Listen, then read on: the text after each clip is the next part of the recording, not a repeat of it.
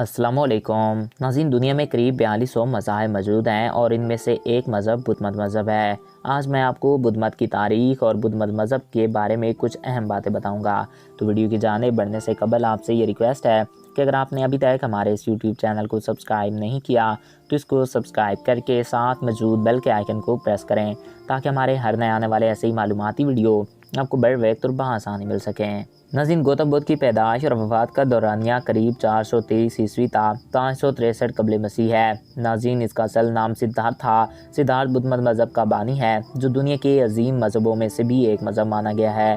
सिद्धार्थ कपिलवस्तु के राजा का बेटा था जो नेपाल की सरहदों के नज़दीक शुमाली हिंदुस्तान का एक शहर है। सिद्धार्थ 563 कबल मसीह में पैदा हुआ। इसकी पैदाइश के बाद कुछ लोगों ने पेशन गोई की कि ये बड़ा होकर तमाम आसाइश व आराम को छोड़ देगा और जंगलों में जाकर एक जोगी सन्यासी की ज़िंदगी बसर करेगा और ये अजीम आदमी बनेगा। ये सुनकर उस वक्त के कपिलवस्तु के राजा ने कहा कि कभी भी इसके सामने कोई दुख मौत की बात ना करे और इसको कभी इस महल से बाहर ही ना जाने दिया जाए और इसको यहाँ तमाम दुनिया की सहूलियात और आयशो आराम दिए जाएँ। वक्त गुजरता गया और सिद्धार्थ बड़ा हो गया। एक दिन इसने बाहर जाने की जिद की कि मुझे बाहर की दुनिया देखनी है। बादशाह ने कहा बाहर हर तरह खुशी का माहौल हो, कोई भी बीमार लंगड़ा कोई भी दुखी आदमी बाहर ना आए। तमाम इंतजामात के बाद सिद्धार्थ को बाहर भेजा गया। जब सिद्धार्थ बाहर आया तो इसकी नज़र एक बूढ़े आदमी पे पड़ी। इसने कहा रुको। इसने पूछा इसे क्या हुआ है। लोगों ने कहा ये बूढ़ा हो गया है, इस वजह से ऐसा है। सिद्धार्थ अपने महल में वापस आया और वो बूढ़ा और इसकी बीमारी इसके जहन में बैठ गए। कुछ अर्सा बाद सिद्धार्थ ने फिर बाहर जाने की ज़िद की और इस बार सिद्धार्थ जब बाहर आया तो इसने एक जनाजा देख लिया।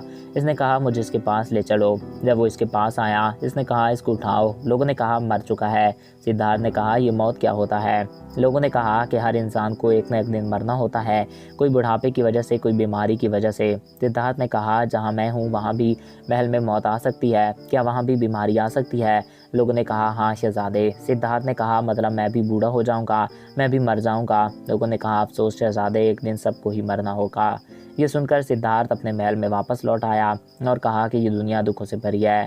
सिद्धार्थ की शादी भी की गई और 29 वर्ष की उम्र में इसके बच्चे की पैदाइश हुई। तब गौतम ने फैसला किया कि वो अपनी मौजूदा ज़िंदगी से किनारा कर ले और ख़ुद को सच की तलाश में वक्फ कर ले। इसने अपनी बीवी, बच्चे और तमाम आसाइश और आराम को छोड़ दिया। गौतम ने खुद भी एक सन्यासी बनने की कोशिश की। कई साल मुसलसल फाका कशी और खुद अज़ियत के मराहल से गुजरकर आखिरकार इसे एतराक हो गया कि जिस्म को अज़ियत देने से जहन में अभाम पैदा होता है, इसलिए रफ़ाकत इसे सच की कुर्बत ना दे सकी और इसने दोबारा से खुराक लेना शुरू कर दी और फाका कशी को तर्क कर दिया। ज़िंदगी के 45 वर्ष इसने शुमाली हिंदुस्तान में सफ़र करने में गुजारे और ये सारी ज़िंदगी यही तलाश करता रहा कि बीमारियों और मौत आखिर क्यों और कहाँ से आती हैं। ये सब लोगों के सामने अपने ख्यालात का प्रचार करता जो इसे सुनने आते थे। 483 कबल मसीह में अपनी वफ़ात तक वो अपने हज़ारों पैरोकार बना चुका था।